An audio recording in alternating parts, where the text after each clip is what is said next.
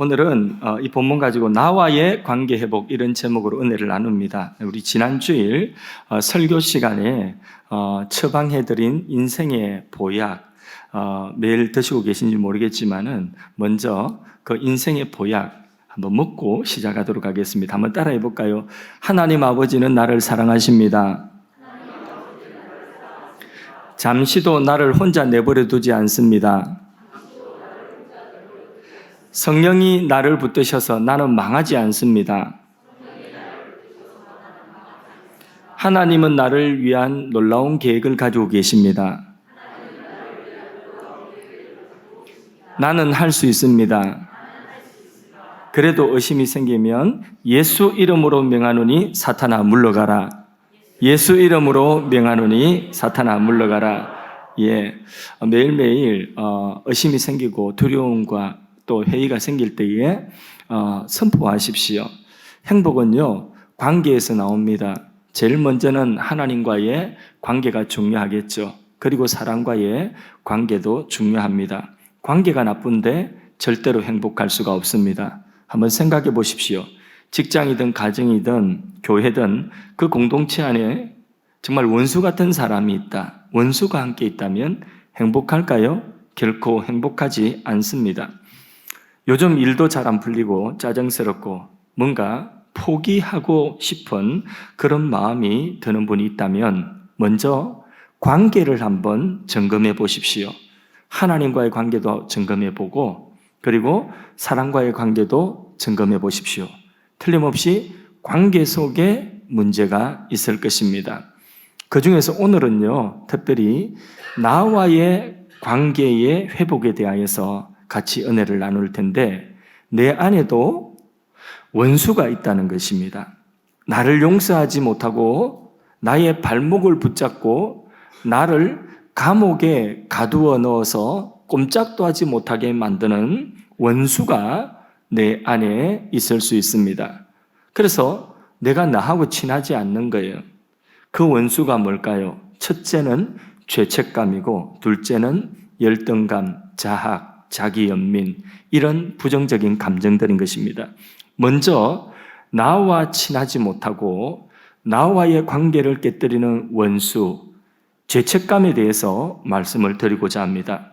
여러분, 실수가 없는 사람이 어디 있겠습니까? 죄가 없는 사람이 어디에 있겠습니까? 나는 아무 죄도 없다. 손 들어보세요. 꼭 졸다가 이게 무슨 뜻인지 모르고 솔드는 분이 눈치 없이 그런 분이 한 분씩 계신데 우리 2부 예배는 안 계십니다. 감사하고요.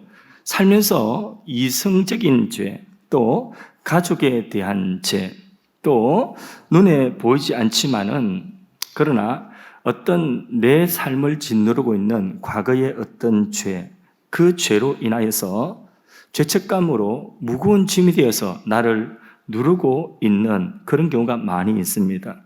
어떤 경우에는 돈 문제로 남에게 피해를 입히고 어떤 경우에는 낙태를 하고 하여튼 숨겨놓은 여러 가지 그런 죄책감, 이게 인생의 무거운 짐이 돼서 나를 꾹 짓누르고 있는 것입니다. 마음이 여리고 착한 사람일수록 자기와 화해가 잘 안 됩니다. 그래서 그 짐에, 죄책감의 짐에 눌려서 인생이 행복하지를 않는 것이죠. 과거의 죄가 너무 큰 부피를 차지하고 있기 때문에 자기 안에 있는 하나님 주신 좋은 성품들이 작동을 하지 못하는 것입니다. 핸드폰이나 컴퓨터를 보면 앱이 많이 깔려 있으면 그러면 속도가 느려지고 버벅거리는 것과 같은 이치인 것입니다. 우리 안에 너무 많은 과거의 죄의 이 부피가 많이 차지하고 있으면 우리의 삶이 작동하지를 못하는 거죠. 그러나 우리 죄를 위하여서 예수님이 오셨고 우리 죄를 십자가에서 예수님이 대속하셨습니다.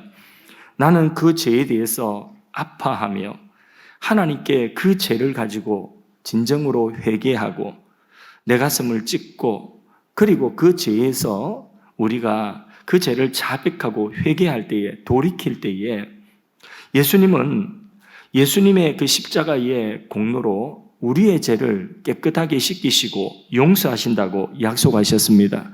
그리고는 선언하기를 그 죄에 대하여서는 자유하라. 이제는 해방을 주셨다는 거죠. 그 죄와 죄책감의 사슬을 끊어버리고 해방을 주셨다는 것이죠. 요한일서 1장 9절 말씀에 만일 우리가 우리 죄를 자백하면 하나님은 미쁘시고 어로우셔서 우리의 죄를 사하시고 우리를 모든 불의에서 깨끗게 하실 것이라고 약속하셨습니다. 할렐루야. 로마서 8장 1절 2절 사이의 말씀에 예수 안에 있는 나에게는 뭐가 없다고 했습니까? 정죄가 그냥 없다고 했습니까? 결코 정죄가 없다. 이는 생명의 성령의 법이 죄와 사망의 법에서 너를 해방하였다. 죄와 죄책에서 해방하였다. 아멘이십니까? 예수 믿는 사람들 양심 없이 살아라는 이야기가 아니에요. 그 죄에 대해서 하나님께 철저하게 회개하고 그 죄에서 돌이킬 때에 예수의 공로가 예수님이 우리 죄값을 갚으셨다는 것입니다. 내 죄값을 갚으신 예수님의 십자가의 공로가 나를 그 죄와 죄책에서 해방시키셨다. 할렐루야. 1절 말씀 한번 보겠습니다. 1절 오늘 본문 1절을 다시 한번 합독해서 읽어봅니다. 야곱아 너를 창조하신 여호와께서 지금 말씀하시느니라. 이스라엘아 너를 지으시니가 말씀하시느니라. 너는 두려워하지 말라. 내가 너를 구속하였고 내가 너를 지명하여 불렀나니 너는 내 것이라. 여기 야곱아, 한마디로 야곱아 내가 너를 지명하여 불렀나니 너는 내 것이다. 하나님이 선언하셨습니다. 근데 야곱아, 이 야곱이라고 하는 이름은요, 형의 발꿈치를 붙잡고, 그리고 형의 발꿈치를 붙잡고 나와서 어떻게 하든지 형에게 있는 것을 자기 것으로 쟁취하고 자기 것으로 만들려고 하는 속이는 자의 이름이 야곱이에요.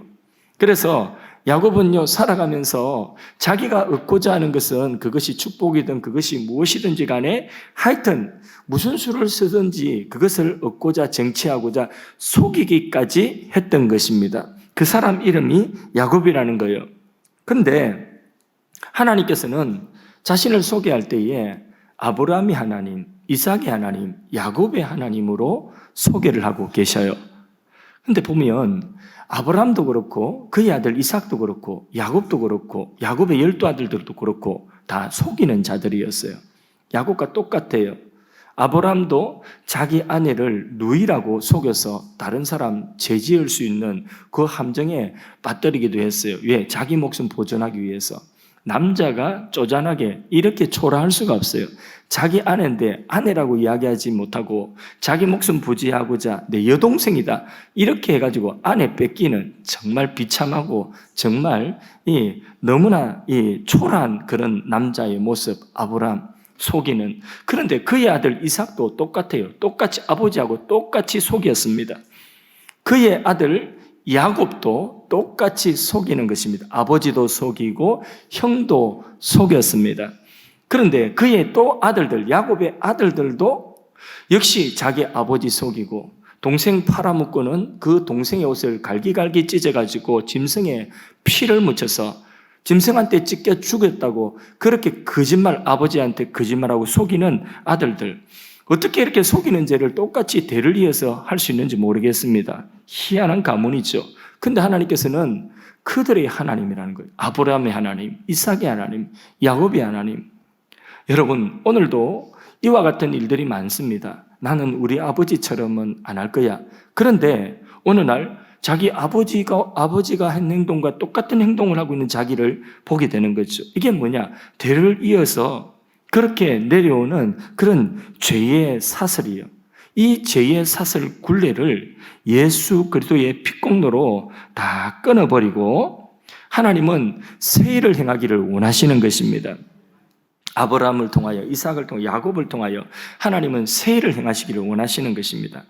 오늘 읽었던 본문 43장, 이사야 43장 18절, 19절 넘어가서 같이 한번 화면을 보시고 또 성경책을 가지고 오신 분들은 성경책을 보시면서 한번 읽어보도록 하겠습니다. 하나님의 마음이 나와요. 읽습니다. 너희는 이전 일을 기억하지 말며 옛날 일을 생각하지 말라. 보라 내가 새 일을 행하리니 이제 나타낼 것이라. 하나님은 우리가 과거가 어떠하든지 예수의 피공로를 믿고 회개하고 그 죄에서 돌이켜 하나님의 뜻에 순종하기로 작정하는 자를 통하여 새 일을 행하시기를 원하신다는 것입니다. 다윗을 보십시오. 그는 원래 양치기 소년이었어요. 이 사람 왕이 될 사람이 아닌데 아버지조차도 이 왕을 뽑고 선택하는 그 일에 이 다윗, 이 막내는 부르지도 않았어요. 그런 사람인데 어떻게 왕이 되었어요? 하나님이 그를 왕의 존귀한 위치에 세워놓았어요. 나라가 부강하고 어느 정도 쓸만하니까 이 다윗이 한눈을 팔기 시작한 거죠. 그래서 간음을 행하고 그 죄를 숨기기 위해 충성된 부하를 살인하는 교사의 살인 교사죄까지 지었던 것입니다. 이 정도면 완전히 하나님께 버림받아야 됩니다. 그런데 다윗은 선지자를 통하여 그 죄를 지적받을 때에 시편 51편과 같은 그런 회개시를 토해내면서 하나님 앞에 눈물로 회개합니다. 웃을처로 나를 깨끗게 하여 주옵소서. 오늘 우리 신약적인 표현이라면 예수 피로 나를 깨끗게 하여 주옵소서. 그렇게 철저하게 회개할 때에 하나님은 그 눈물의 회개를 보시고 다윗을 회복시켜 새 일에, 하나님의 새 일에 쓰임받게 하신 것입니다. 이런 은혜를 뭐라고 하느냐면 은혜 위에 은혜라고 하는 것입니다. 예수님의 제자 베드로를 보십시오. 결정적일 때에 예수님을 3번 부인하고 저주했습니다. 죄책감에 일어서지 못하는 거예요. 일어서지 못하고 이 죄책감에 쓰러져서 저 갈릴리 다시 어부가 되어서 있는 그 베드로를 예수님 찾아가셔서 3번 네가 나를 사랑하느냐 물으셨습니다. 그때에 베드로가 자기 안에 있는 중심, 예수님, 제가 예수님을 부인하고 저주까지 하는 이 죄책감, 이 씻어버릴 수 없는 이 죄책감 가지고 이 자리에 있지만은 한 가지 분명한 것은 제가 말씀드릴 수 있습니다. 내가 주님 사랑합니다. 3번을 예수님, 네 나 사랑하느냐 물으실 때에 3번을 예수님, 제가 주님 사랑하는 주님이 아시지 않습니까? 그럴 때에 베드로 안에 3번째 주님을 사랑한다고 고백할 때에 그 안에 있던 그 죄책감이 싹 씻겨져 간 것이죠.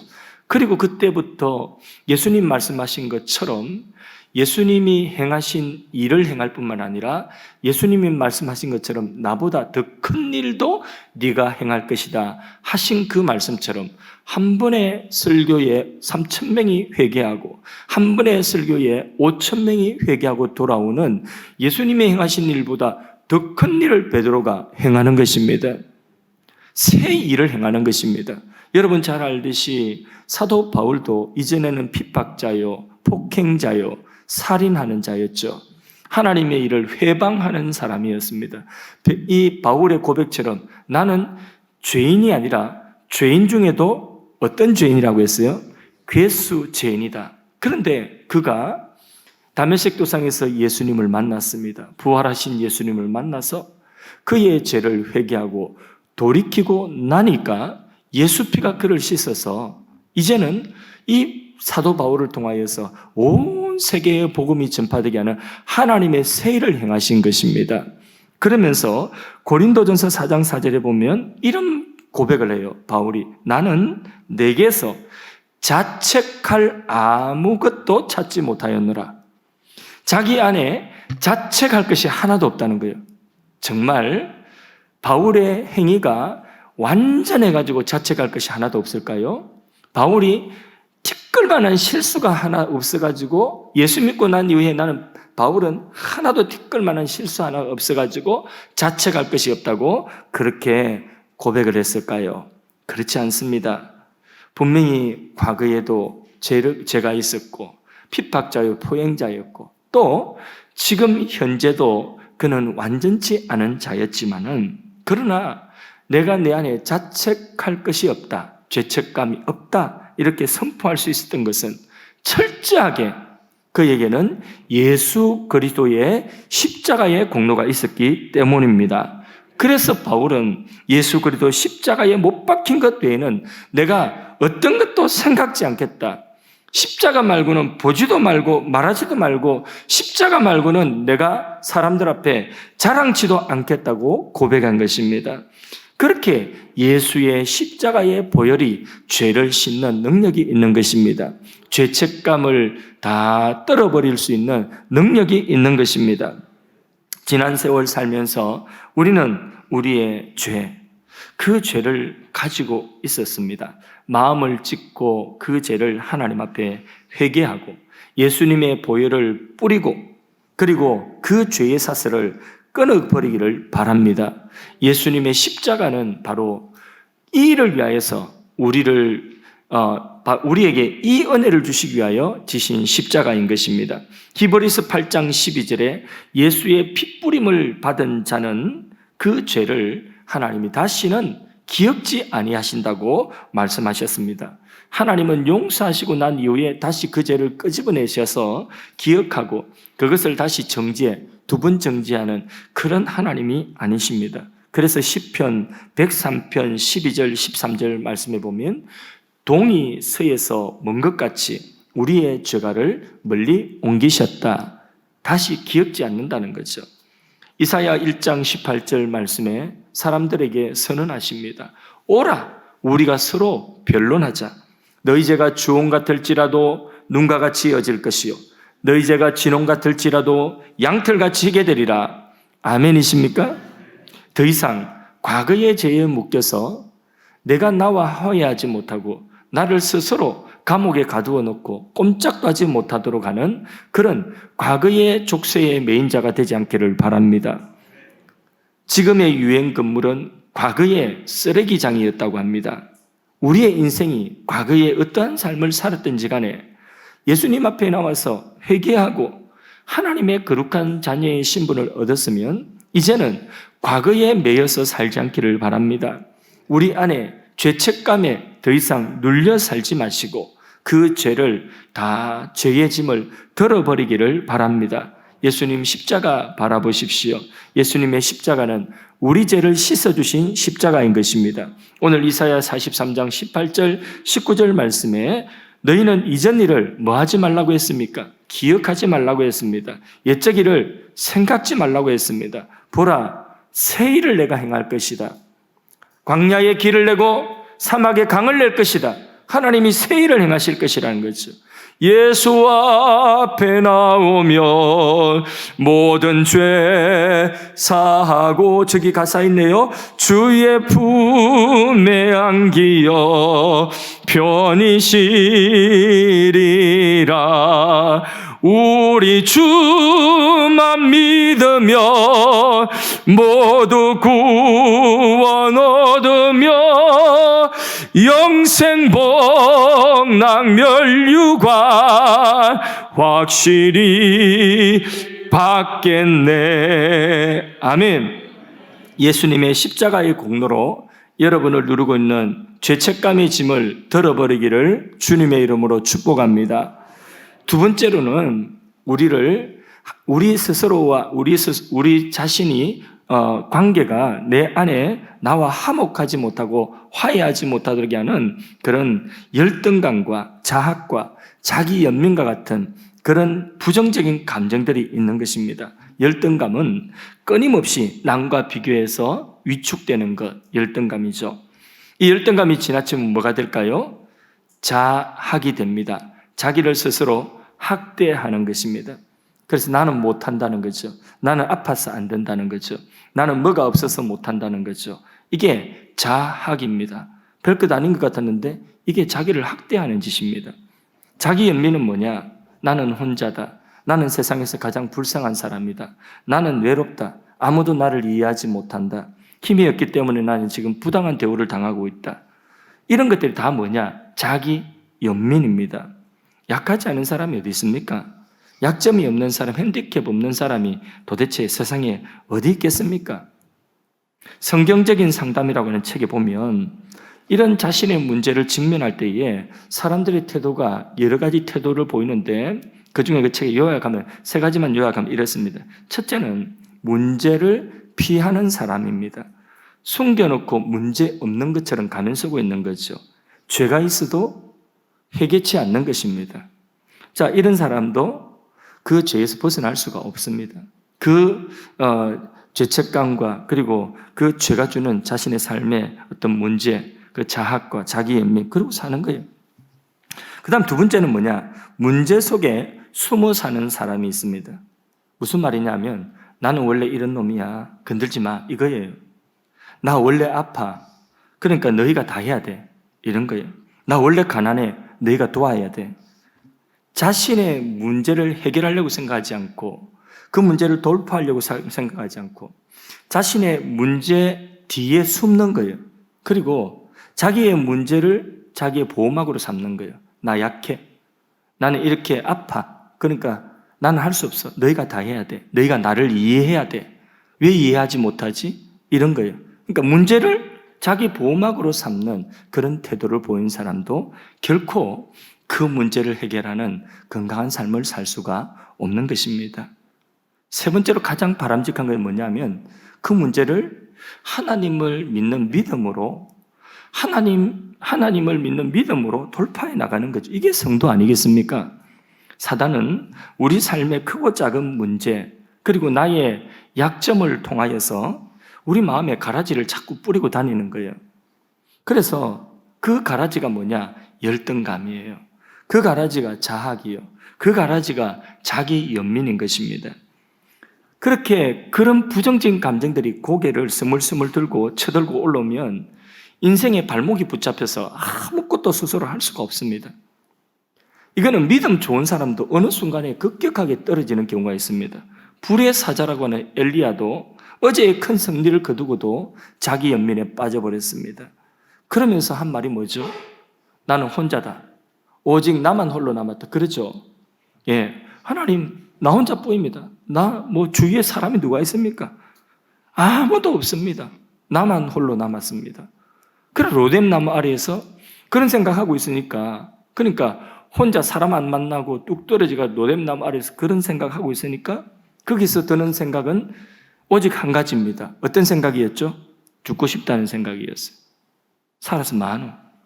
빨리 죽고 싶다. 이 생각밖에 없는 것입니다.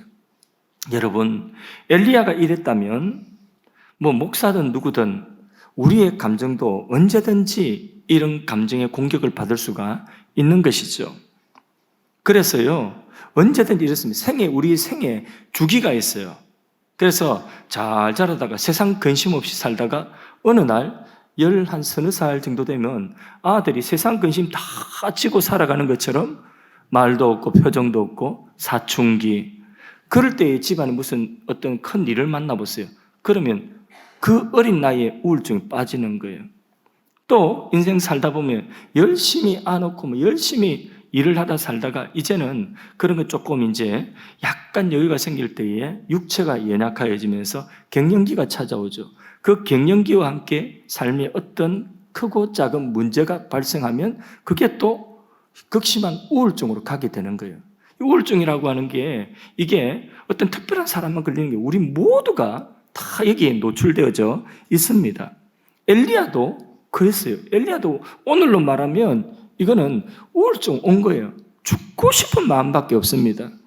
이렇게 살면 뭐하겠노? 나 혼자뿐이다. 이런 생각이 드는 거죠.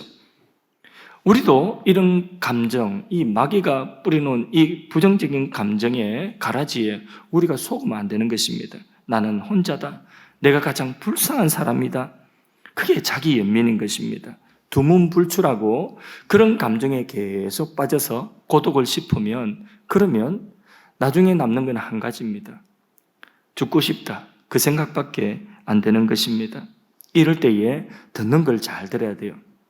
이럴 때에 듣는 거 우울한 음악 듣고 이러면 안 돼요. 유행가 이런 것도 잘못 들으면 큰일 나요. 외로워서 못 살겠어요. 그럼 진짜 살고 싶은 마음 하나도 안 되는 것입니다. 엘리야는 그때 어떻게 소생했습니까? 하나님의 세미한 음성을 들었어요. 하나님의 음성을 듣고 하나님의 말씀을 들을 때에 말씀이 들려지니까 살아나는 것입니다. 그러니까 내 생각이 중요한 게 아니라 지금 내가 처한 환경보다도 더 크게 하나님의 말씀이 들려지면 나의 생각과 나의 환경과 내 상황을 초월하는 하나님의 말씀이 내게 답이 되는 것입니다. 그리고 말씀이 나를 소생시키는 것입니다. 열등감이나 자기 연민에 빠질 때에 말씀을 들으려고 애를 쓰십시오. 우울증 오면요, 책도 펴기 싫습니다. 그러나 그럴 때일수록 더욱더 책을 못 읽으면 듣기라도 하십시오. 자꾸 듣기라도 듣고 잠자십시오. 성경을 펼치십시오. 설교를 들으십시오. 사람들은요, 같은 고통이 두 번만 오면 나는 늘 그렇다고 말하는 그런 습관들이 있습니다. 스스로 어둠을 만들고 스스로 감옥에 가두는 것입니다. 이게 열등감, 자학, 자기연민인데 이 감정들은 하나님 주신 감정은 틀림없이 아닙니다. 이 마귀가 뿌려놓은 이 감정의 가라지들을 뽑아버릴 수 있기를 바랍니다. 어떻게 해요? 다른 거 없어요. 엘리야처럼 하나님 말씀 들으면 되는 것이죠. 나의 약함을 보지 마시고 나를 소중히 여기시는 하나님을 바라볼 수 있기를 바랍니다. 여기 오늘 읽은 우리가 본문 이사야 43장 1절에서 7절을 다시 볼 텐데, 이사야 43장 1절에서 7절은 하나님이 우리를 향한 고백이고 선포입니다.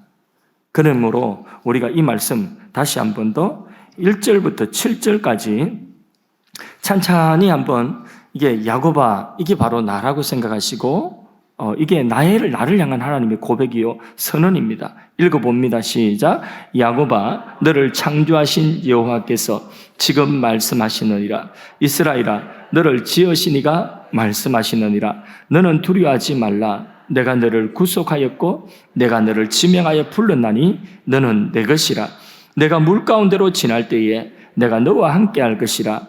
강을 건널 때에 물이 너를 침몰하지 못할 것이며 내가 불 가운데로 지날 때에 타지도 아니할 것이요 불꽃이 너를 사르지도 못하리니 대전하는 여호와 내 하나님이요 이스라엘의 거룩한 이요 내 구원자임이라. 내가 애굽을 너의 속량물로 구스와 스바를 너를 대신하여 주었노라. 내가 내 눈에 보배롭고 존귀하며 내가 너를 사랑하였은즉 내가 내 대신 사람들을 내어주며 백성들이 내 생명을 대신하리니 두려워하지 말라. 내가 너와 함께하여 내 자손을 동쪽에서부터 오게 하며 서쪽에서부터 너를 모을 것이며 내가 북쪽에게 이르기를 내어 놓아라. 남쪽에게 이르기를 가두어 두지 말라. 내 아들들을 먼 곳에서 이끌며 내 딸들을 땅끝에서 오게 하며 내 이름으로 불려지는 모든 자 곧 내가 내 영광을 위하여 창조한 자를 오게 하라. 그를 내가 지었고 그를 내가 만들었느니라. 아멘. 예, 저는 4절 말씀에 너는 보배롭고 존귀한 자다. 이 하나님의 고백, 이 하나님의 나를 향한 선언, 이게 마음에 탁 와닿아요. 내가 얼마나 어떤 사람인데, 근데 하나님은 내가 생각하는 내가 아니라 하나님은 나를 보실 때에 내가 너를 보배롭고 존귀하게 여긴다는 것입니다. 여기 값비싼 보물이 있어요. 보배. 그래서 오늘 실물 설교를 하려고 우리 집에서 보물이 뭐 있나 찾아보니까 뭐 하나도 없어요. 그래서 못 가지고 나오고 이따 치고 여기 값비싼 보석이 있습니다. 다이아가. 근데 이 보석이 어디에 있든지 누가 가지고 있든지 이것은 보석인 것입니다. 거지가 가지고 있어도 이거는 보석이에요. 이거는 도둑놈이 가지고 있어도 이거는 보석이에요. 그렇죠? 보석 자체의 가치는 변치 않는 것입니다. 예수 그리스도가 그런 것입니다. 예수님이 도둑놈에게, 사기꾼에게, 강도짓하던 사람에게, 하나님 나라 회방하고 핍박하던 사람에게, 술주정꾼에게 예수님이 들어가는 그 순간 그가 예수님을 인생의 구주로 모시고 그 마음속에 예수님이 계신다면 그 예수님이 보배인 것입니다. 질그릇에 보배를 담은 것입니다. 그가 어디에 있든, 그가 어떤 직장에 다니든, 그가 무슨 직위를 가졌든, 그가 어떤 집에 살든, 어떤 차를 타든 바로 예수 모신 자가 가장 존귀하고 보배로운 자인 줄로 믿습니다. 가치가 변화가 없어요. 예수님 모신 그리스도인의 가치가 그와 같다는 것입니다. 여러분, 장애인들도요 이런 말합니다. 우리는 불쌍한 사람이 아니다. 단지 불편할 뿐이다. 그러면서 험한 세상 헤쳐나가려고 노력하고 있습니다. 하물며 손발 멀쩡한 우리가 열등감에 빠지고 자학에 빠지고 자기 연면에 빠져서 살면 되겠습니까? 자기 스스로 화해하지 못하고 자기 감옥에 자기를 가둬놓고 한 발자국도 하나님의 세일에 전진하지 못하고 그 그물 안에 갇혀가지고 한 발자국도 나가지 못하고, 하나님은 내가 강이라도 사막이라도 강을 내기를 원하고 광야에 길을 내기를 하나님 원하시는데 그 하나님의 세일이 기다리고 있는데, 근데 광야입니다, 못합니다, 사막입니다, 못 갑니다 이러고 있다는 것이죠. 그러지 말라는 것입니다. 하나님은 세일을 행하시기를 원하시는 것입니다. 여러분, 믿음의 사람은 7번 넘어져도 8번째 다시 일어나면 돼요. 한 번 실패해도 다시 틀고 일어나서 또 도전하면 되는 것입니다. 그 길이 막히면 또 다른 길이 예비되어져 있습니다. 더 좋은 길이 예비되어져 있습니다. 내 인생은 누구 때문에 무엇 때문에 불행하다, 그런 생각 버리십시오. 누구도 예수 안에 있는 나를 불행할 수 없습니다. 어떤 상황도 예수 안에 있는 나를 불행할 수 없습니다. 내가 도전하고 한번 실패한 그것으로 인하여서 내가 불행할 수 없습니다. 내가 그 일에는 실패했지만 내 인생은 망하지 않습니다. 여러분, 그래서 예수 안에 있는 나는요, 언제든지 내 안에 예수님이 계시고 하나님 나라가 계시기 때문에 나는 망할 수 없습니다. 나는 불행하지 않습니다. 선언해야 돼요. 높은 산이 그친들이 초막이나 궁궐이나 내 주 예수 모신 그 어디가 그 어느 곳이든지 뭐라고 했습니까? 하늘나라라고 했습니다. 괜한 이 마귀가 뿌려놓은 그런 가라지 자기 마음속에 다 뽑아버리십시오. 찬송을 부르세요. 말씀을 들으세요. 지금 주님과 함께하고 있으면 천국입니다. 하나님 나라가 임한 것입니다. 결혼해야 천국이 될 것 같습니까? 여러분 물어보세요. 선배들한테 결혼하면 천국이 임했습니까? 빨리 대답해 보세요. 예, 결혼해도 지옥이 될 수도 있습니다. 하나님이 함께, 물론 결혼하면 더 천국이 될 수도 있습니다. 조건 하나예요. 예, 내 주 예수 모신 곳이 되면 되는 것입니다. 하나님이 함께 하시면 그 어디나 하늘나라, 이런 믿음으로 현실을 통과할 수 있기를 바랍니다. 요번요, 하루아침에 모든 것을 다 잃어버렸습니다. 친구들이 찾아와서 위로가 되는 것이 아니라 오히려 회개하라고 염장 지릅니다. 그때 욥은 계속해서 하나님, 나는 그렇게 나쁜 놈 아닌지 알지 않습니까? 왜 이런 고통이 내게 왔습니까? 계속 끊임없이 묻습니다. 그때에 하나님 다 가르쳐주지 않습니다. 우리 인생도 그래요. 우리 인생의 고난이 왜 닥쳤는지 우리가 다 알 수 없을 때가 많습니다. 내가 그렇게 나쁜 놈도 아닌데, 특별한 죄를 지은 것도 아닌데 이런 어려움이 닥친다고 한다면 그때 내 믿음을 꺼내서 사용하십시오. 믿음은 그런 때 쓰는 것입니다. 믿음은 보이지 않을 때에 그때의 믿음이 효력이 있는 것입니다. 믿음은 손에 잡히지 않을 그때에, 이해되지 않을 때에 믿음을 쓰는 것입니다. 좋을 때 무슨 믿음 씁니까? 좋을 때는 그냥 좋은데, 잘 될 때 무슨 믿음 씁니까? 그냥 형통한데, 그냥 가만히 있어도 차는 가는데, 굴러가는데, 그럴 때 믿음 쓸 일이 없어요. 믿음은 이럴 때에, 욕과 같은 형편에 있을 때에 그때의 믿음 끄집어내어서 그때 믿음이 효력을 발휘하는 것입니다. 그런 산믿음 되기를 축복합니다. 그러면 그 믿음 사용하면 언젠가는 다 드러납니다. 너무 답답해하지 마십시오. 고린도전서 4장 5절 말씀에 이런 말씀이 있습니다. 그러므로 때가 이르기 전에, 곧 주 오시기 전에, 다시 말해서 우리가 주님 앞에 서기 전이나 아니면 주님이 오시기 전에 아무것도 판단하지 말라. 그러니까 우리가 지금 당하는 어떤 일들에 대해서 아무것도 그거 다 판단하고 이해하려고 하지 말라는 것입니다. 그가 어둠에 감추인 것을 드러내시고 주님 앞에 설 때에, 또 주님이 오시면 언젠가는 그 감추인 것들을 드러내신다고 했습니다. 우리의 마음과 뜻까지 다 드러내신다고 했습니다. 그때에는 각 사람에게 하나님께로부터 칭찬이 있으리라. 사랑하는 딸아, 너는 이런 어려움을 당하면서도 나를 원망하지 아니하였느니라. 너를 위하여 예비한 상을 받으라. 이게 주님의 약속인 것입니다. 아들아, 이런 아픔을 가지고도 단 한 번도 나를 원망하지 않았으니 너를 위한 믿음의 상을 받아라. 너의 상이 크도다. 이런 말씀이에요. 나는 오늘 업적이 없어도 베드로전서 2장 9절 말씀처럼 왕같은 제사장입니다. 나는 오늘 행한 일이 없어도 요한복음 1장 12절 말씀처럼 하나님의 자녀가 된 것입니다. 그러므로 나는 자꾸 불쌍한 사람이다. 나 혼자다. 나는 되는 일이 없다. 이런 생각 이제는 벗어버릴 수 있기를 바랍니다. 여러분, 우리는 언제든지 나 자신이 바라보는 나의 그 시각이 잘못될 수 있다는 것을 인정하십시오. 또 다른 사람은 그렇게 생각지 않은데 내가 스스로 다른 사람이 나를 이렇게 생각할 거야 하는 그 생각도 옳지 않을 수 있습니다. 우리는 가장 옳고 객관적인 것 한 가지 있습니다. 바로 뭐냐? 성경이 하나님이 나를 바라보시는 나의 모습인 것입니다. 성경이 말씀하는 나를 매일 아침 선포하십시오. 나는 하나님의 특별한 부르심을 받은 자이다. 나는 하나님의 특별한 계획 속에 있다. 하나님은 나를 창조의 면류관으로 지으셨다. 나는 하나님의 은혜를 받고 있다. 나는 왕같은 제사장이다. 나는 지극히 보배롭고 존귀한 자이다. 물 가운데로 지난다 할지라도 물이 나를 침몰치 않을 것이다. 불 가운데 있다 할지라도 나는 불타서 망하지 않는다. 나는 망하지 않는다. 내게 능력 주시는 자 안에서 나는 모든 일을 할 수 있다. 하나님은 나를 통하여 새 일을 행하실 거야. 매일마다 아침마다 선포할 수 있기를 바랍니다. 이 말씀으로 우리 자신과 화해하고 자신을 바로 세울 뿐만 아니라 주위에 자신을 잃어버린 많은 사람들을 이 말씀으로 이렇게 세울 수 있는 그런 사역자들이 되기를 주님의 이름으로 축복합니다. 우리 찬양을 하겠습니다. 나의 안에 거하라. 찬양하겠습니다. 나의 안에 거하라.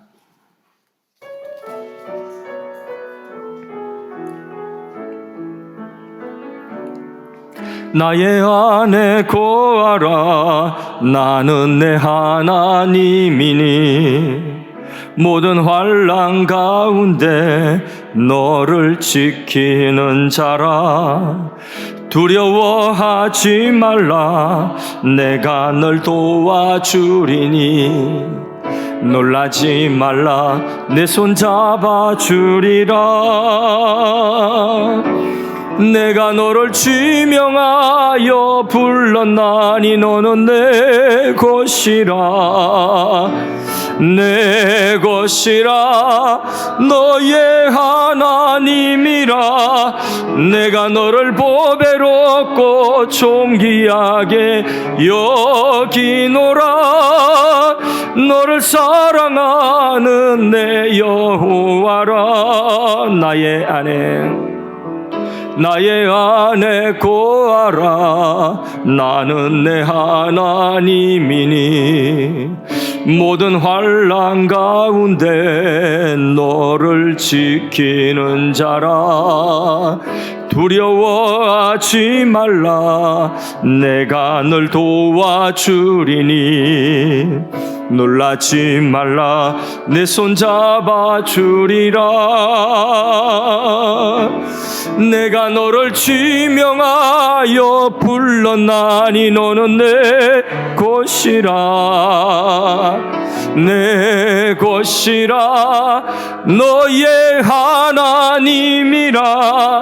내가 너를 보배롭고 존귀하게 여기노라. 너를 사랑하는 내 여호와라. 내가 너를 지명하여 불렀나니 너는 내 것이라. 내 것이라. 너의 하나님이라. 내가 너를 보배롭고 존귀하게 여기노라. 너를 사랑하는 내 여호와라. 우리 같이 말씀을 붙들고 한번 기도했으면 좋겠습니다. 조용히 눈을 감아 보십시오. 그리고 머릿속에 한번 그려보십시오. 큰 칠판이 하나 있습니다. 그 위에 깨알 같은 나의 제목이 기록되어져 있습니다. 그때 예수님이 그 칠판 앞에 서 계십니다. 그리고 피 묻은 십자가라고 하는 지우개로 그 죄를 하나하나 지우고 계십니다. 모든 칠판에 있는 죄를 다 지우고 이렇게 말씀하십니다. 너희 죄가 이와 같이 되었노라. 이전 일을 너는 기억지 말라. 옛적 일을 너는 생각지 말라. 보라, 내가 너를 통하여 새 일을 행하리니 광야에 길을 낼 것이고 사막에 강을 낼 것이다. 여러분 마음을 무겁게 누르고 있던 죄를 하나님 앞에 토하십시오. 회개하십시오. 그리고 하나님께 고백하십시오. 하나님, 나 살고 싶습니다. 자유롭게 되기를 원합니다. 죄의 사슬을 예수의 피로 씻어주시고 죄책감의 이 짐을 떨쳐버리게 하시고 하나님의 평강이 내 마음을 주장케 하여 주옵소서. 하나님 앞에 말씀을 붙들고 기도하십시오. 죽고 싶을 때에 더욱더 하나님을 바라보십시오. 죽는 것 말고는 더 이상 아무것도 하고 싶지 않은 그런 마음이 드는 분이 계시면 그 마음 싹 달아나도록 예수님 십자가 다시 붙드시고 오늘 하나님이 나를 바라보시는 내 모습, 이사야 43장의 말씀을 선포하십시오. 혼자 있지 않습니다. 혼자 고생하고 있지 않습니다. 마귀가 마음속에 뿌려놓은 부정적인 감정의 가라지들을 뽑아버리고 하나님이 나를 바라보시는, 하나님이 나를 생각하시는 그 모습, 너는 지극히 보배롭고 존귀한 자다. 이 말씀에 귀를 기울이시고 말씀 붙들고 오늘 모든 자신과 화해하지 못한 것들을 다 버리고 자신과 화해하고 친해질 수 있도록 기도하십시오. 우리 말씀 붙들고 한번 기도하도록 하겠습니다. 은혜로우신 하나님 감사합니다. 오늘도 우리에게 생명의 말씀을 허락하여 주신 것 감사합니다. 야곱아, 너를 창조하신 여호와께서 지금 말씀하시느니라. 이스라엘아, 너를 지으시니가 말씀하시느니라. 두려워하지 말아라. 내가 너를 구속하였다. 내가 너를 지명하여 불렀다. 너는 내 것이니라. 내가 물 가운데로 지난다 할지라도 근심하지 말아라. 물이 너를 침몰치 못할 것이다. 내가 불꽃 가운데로 지난다 할지라도 두려워하지 말아라. 불꽃이 너를 사르지 못할 것이다. 내가 너와 함께한다. 나는 너의 하나님 여호와다. 이스라엘의 거룩한 이다. 너의 구원자다. 내가 애국과 서바와 그 가운데 있는 모든 것들을 너를 대신하여 내어주었다. 이 세상에 있는 모든 것들은 너의 이용물로, 너의 구원을 위한, 너의 성공을 위한, 너의 하나님의 자녀됨을 위한 이용물로 내가 사용하여 모든 것을 합력하여 선으로 바꾸었다. 그러므로 너는 두려워하지 말아라. 내가 너와 함께할 것이다. 너의 눈에 네가 어떻게 보인다 할지라도, 너의 환경이 어떠하다 할지라도 내가 보는 너는 보배롭고 지극히 존귀한 자다. 내가 너를 사랑하고 있다 하는 주님의 음성을 듣고 오늘도 이 음성으로 일어서게 하옵소서.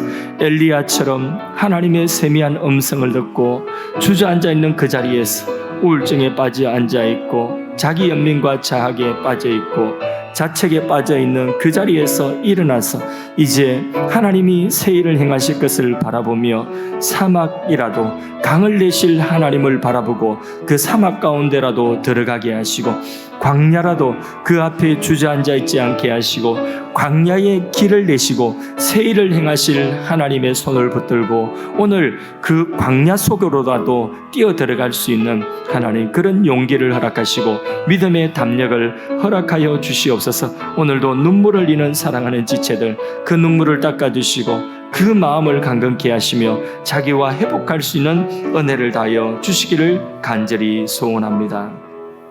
하나님, 예수 안에 있는 우리에게 다시 정죄함이 없음을 선포하셨사오니 말씀 그대로 믿고 감사합니다. 원수 마귀가 마음에 심어놓은 열등감, 자학, 자책, 자기 연민의 가라지를 뽑아버리게 하시고 나를 지명하여 부르시고 지극히 보배롭고 존귀하게 여기시는 하나님의 아들과 딸로 살아가게 하여 주옵소서. 건강한 자상을 가지고 건강한 신앙과 삶을 누리며 살게 하시고 또 연약한 자들의 손을 잡아 이렇게 세워줄 수 있는 삶을 살게 하여 주옵소서. 우리 교회를 위하여 기도합니다. 모일 때마다 은혜와 성령이 충만할 수 있도록 역사하여 주옵소서. 가정마다, 성도마다 교회 만난 축복의 간증들이 있는 교회가 되게 하여 주옵소서. 주여, 이 나라를 치료하여 주시고 이 나라가 하나님 대적하지 않게 하시고 시대적인 위기를 극복하며 이 민족 가운데 영적 부흥을 보게 하여 주옵소서. 그리하여 민족 복음화를 넘어서 열방을 하나님께로 돌이키는 제사장 나라가 되게 하여 주옵소서. 하나님, 오늘 이 시간 예배 가운데 병든 마음과 병든 육체를 치료하여 주시옵소서. 이 시간 몸과 마음의 모든 연약한 것들을 주의 능력의 손으로 어루만져 주셔서 일어설 수 있게 하여 주옵소서. 저들의 눈에 눈물을 닦아 주시옵소서. 저들의 가슴에 상처를 씻어 주시옵소서. 주님, 긍휼의 손을 포개어서 환처에 얹으시고 암을 치유하시고 난치병과 각색 질병을 치유하여 주시옵소서. 하나님, 치매도 치유하시고 부모님과 가족 건강을 구하는 기도에도 응답하여 주옵소서. 두통, 불면증, 우울증, 정서 불안증 치유하여 주시고 무릎과 뼈와 어깨와 허리와 그리고 목과 안면과 신경의 모든 통증과 염증들이 사라지게 하여 주시옵소서. 하나님, 태문을 열어서 생명을 보는 기쁨을 가정에 허락하여 주시고 특별히 복중에 있는 태아를 지켜주시고 건강한 출산을 준비케 하여 주옵소서. 우리 자녀들 주님 손에 올려드립니다. 친히 양육하여 주시고 우리 청년들 앞길을 인도하여 주시고 수험생들에게 지혜와 명철을 다하여 주시고 수고의 열매도 허락하여 주시옵시며 하나님, 쓰러져 있는 지체들 이렇게 세워주셔서 다시 도전할 수 있도록 새 힘을 허락하여 주옵소서. 군 복무 중인 자녀들을 보호하시고 하나님께서 그들이 국방의 업무를 잘 감당할 수 있도록 은혜를 다하여 주시옵소서. 베푸신 은혜에 감사하며 예물 구별하여 드립니다. 강단 장식과 승리와 성가대 찬양과 대표 기도와 그리고 주차와 카페 봉사와 여러 가지 모습으로 헌신하는 그 모든 헌신들을 주님이 기뻐 받으시고 하나님, 특별히 어려운 형편 중에 있는 우리 교우들의 형편을 살펴주시고 하나님의 위로하심과 회복케 하시는 은혜를 있게 하여 주옵소서. 드린 손길, 헌신하는 손길마다 하늘의 신령한 복과 땅의 아름다운 소산의 풍성함으로 은혜를 내려 주옵소서.